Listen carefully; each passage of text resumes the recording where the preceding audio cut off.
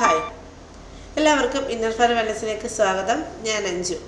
നമ്മൾ കഴിഞ്ഞ വീഡിയോസിൽ എന്താണ് പേടി എന്നും എന്താണ് ഫോബിയാസ് എന്നും ഫോബിയയും പേടിയും തമ്മിൽ ഒന്നാണോ അതോ അത് തമ്മിൽ എന്തെങ്കിലും വ്യത്യാസമുണ്ടോ എന്നൊക്കെയാണ് നോക്കിയത്.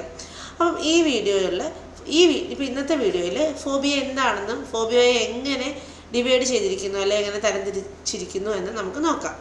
അപ്പോൾ ഫോബിയയെ പൊതുവെ മൂന്നായിട്ട് തരംതിരിച്ചിരിക്കുന്നു. ഒന്ന് അഗാറോഫോബിയ, ഒന്ന് സ്പെസിഫിക് ഫോബിയ, ഒന്ന് സോഷ്യൽ ഫോബിയ. ഈ അഗാറോഫോബിയ എന്ന് പറയുമ്പോൾ പേര് കേൾക്കുന്ന പോലെ തെറ്റൊന്നും വേണ്ട. അഗാറോഫോബിയ എന്ന് പറയുന്നത് നമുക്ക് എപ്പോഴും നമ്മൾ സ്ഥിരം ചെല്ലുന്ന കുറച്ച് സ്ഥലങ്ങളുണ്ടല്ലോ. ഇപ്പോൾ ക്യൂവിൽ നിൽക്കാനുള്ള പേടി, ഒത്തിരി ആളുകൾ കൂടുന്നിടത്ത്, ഇപ്പോൾ ഉത്സവപ്പറമ്പിലൊക്കെ പോകാനുള്ള പേടി, ഒത്തിരി ആളുകൾ കൂടുന്നിടത്ത് പോകാനുള്ള പേടി, തിയേറ്ററിൽ പോകാനുള്ള പേടി. അപ്പം അങ്ങനെയുള്ള ഫോബിയാസിനെ എല്ലാം കൂടെ അഗാറോഫോബിയയുടെ കാറ്റഗറിയിലാണ് പെടുത്തിയിരിക്കുന്നത്. അത് കഴിഞ്ഞിട്ട് വരുന്നത് സ്പെസിഫിക് ഫോബിയ. സ്പെസിഫിക് ഫോബിയ നമുക്ക് എല്ലാവർക്കും എന്തെങ്കിലുമൊക്കെ കാണും. ഇപ്പം പാറ്റയെ പേടി, പല്ലിയെ പേടി, വെള്ളത്തിന് പേടി, ഹൈറ്റിനെ പേടി, അങ്ങനെ ഒരു പ്രത്യേക ഒബ്ജക്റ്റിനെ അല്ലെങ്കിൽ പ്രത്യേക കാര്യത്തെ പേടിക്കുന്നതിനാണ് നമ്മൾ സ്പെസിഫിക് ഫോബിയാസ് എന്ന് പറയുന്നത്. ഇനി നെക്സ്റ്റ് ഫോബിയ എന്ന് പറയുന്നത് സോഷ്യൽ ഫോബിയ.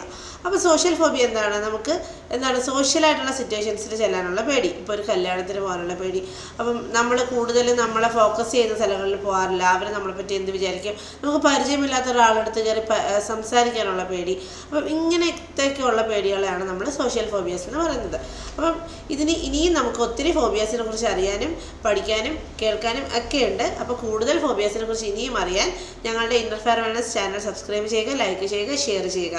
Thank you.